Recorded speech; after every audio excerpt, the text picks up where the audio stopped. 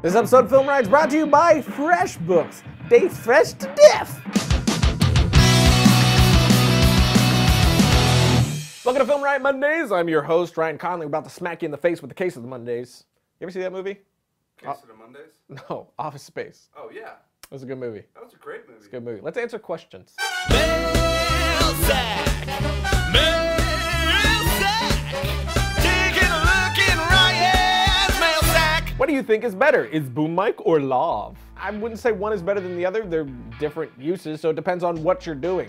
For an interview segment like this, I tend to use a lav. For short films, I tend to use shotgun, but it is actually better to be able to hide a lav somewhere on your actor and use shotgun at the same time. That way you're getting different proximities. You're gonna get better sound overall. I'm gonna try to get together with the sound guy I use for Tell to make a really, really great sound episode for you guys so we can get into some, because the dude's a genius. We can send him really good info.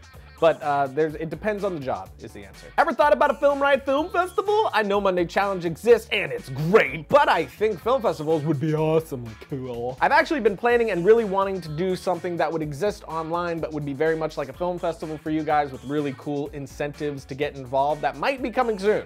We're talking more seriously about it, but you know, I don't know, don't hold your breath for it. But it's definitely gonna happen. It's just a matter of when. What is the difference between frame rate and shutter speed? Are they the same thing? Yeah, girl. Frame rate and ISO aren't even remotely the same thing. Frame rate is how many frames per second are being captured to make up your image. So for every second, there's X amount of pictures taken to make that continual motion. 24 frames per second is the best if you're going for a filmic look. Once you get up to 30 to 60, you're gonna start looking a little more home video, soap opera-y. The shutter speed is that curtain in front of the sensor that's doing this number right here, and it's how fast it's opening and closing, 1/20th of a second it's open and then closed again to allow light into your sensor to create your image. Basically, there's this dance that occurs between your ISO, your shutter, and your iris setting to get the exposure how you want it. Each one of them will give you a different effect. We actually have an episode that explains it all really well right here, so check that out. Hey, Rai. I've been trying to get the visual effects of the Iron Man helmet. Can you teach us in an episode on how to do that? Thanks. I assume he means like the HUD when he's inside, like when you're looking at Tony in the helmet and it's got all the digital display stuff.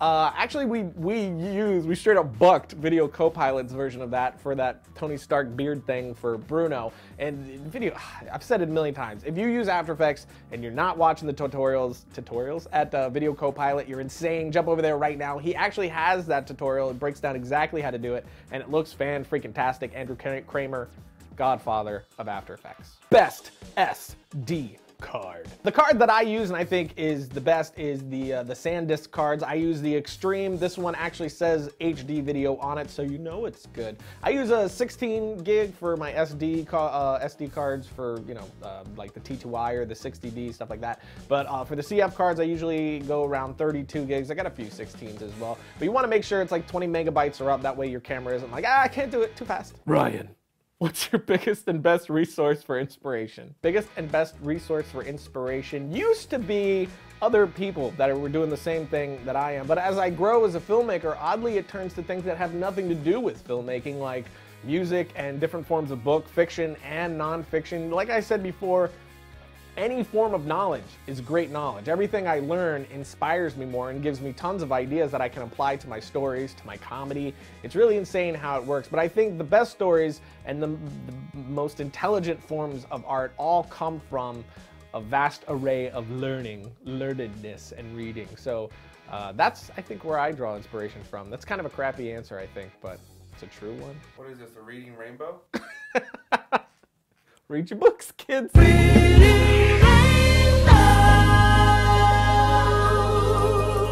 How does making money on YouTube work? Are there different ways? What kind of living do people make? Totally based on views, likes, subscribes. Well, subscribes and likes are great because they bring in more views. More subscribers, the more views you get. But really, if you're purely making your money off YouTube alone, no sponsorship at all, it's based on the views alone.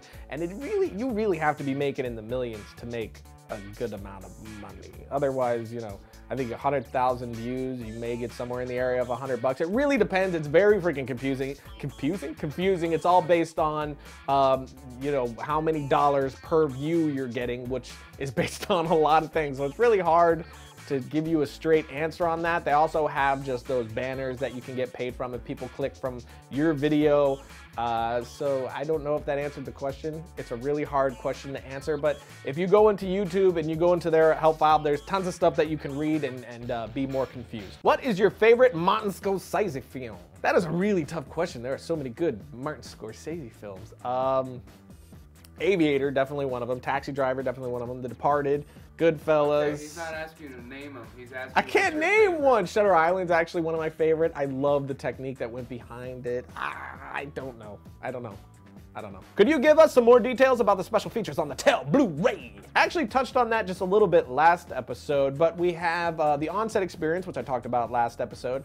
We have Watch with Ryan, which is a commentary where I actually rewind and pause the film a little bit a few times here and there so I could go a little more in depth with it. We have Questions with Todd, the lead actor. We have the prank that was played on me during production. We have a storyboard to scene comparison, and we have outtakes, and I think that's it. The outtakes are actually pretty fun. There's like 4 minutes of just us messing up and being stupid. It's good stuff.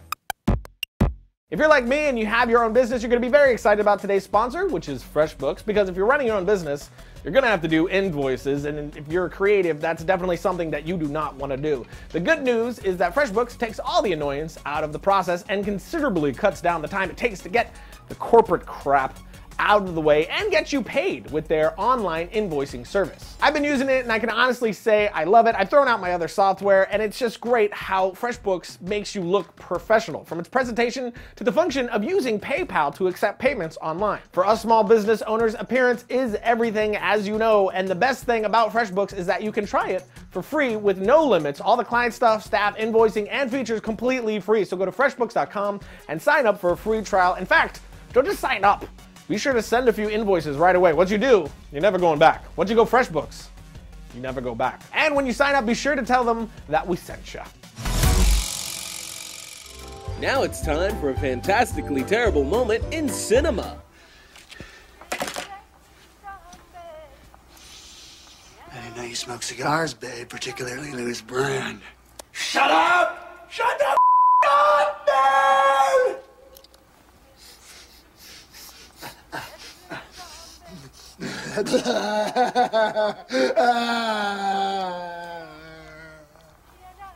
Oh, you have no man!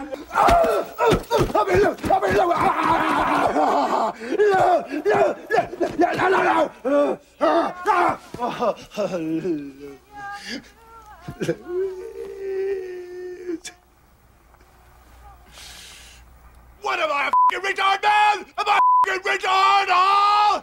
I know what this is. Lou trying to stop me out because of his crazy little nephew being around. Well, vive la f***ing Frenchman! That was both fantastic and terrible. So that's it for this episode, which again, as always, it's time for my short film suggestion. This one is titled 5 Deep Breaths. It's actually a pretty long short film that had me the entire time. It's like 20 minutes long, 21, 22 minutes long, and I never ever looked away from the screen. I thought it was fantastically done. It feels very real. It almost feels like a documentary, but it's still totally, you know, narrative style. It's not done. I mean, it opens up sort of, you're like, is this gonna be found footage? But then it just switches. And the thing is, I found very suspenseful and it felt very real. And it seems to be about friendship, about manhood, about right and wrong. There's a lot of things to be taken from it. So definitely check it out right here. It's done by director Seth Mann, who actually from this went on to do a lot of television work. So this pretty much kick-started a career for him. So check it out, and we'll see you guys next week when we show off your next Monday challenges.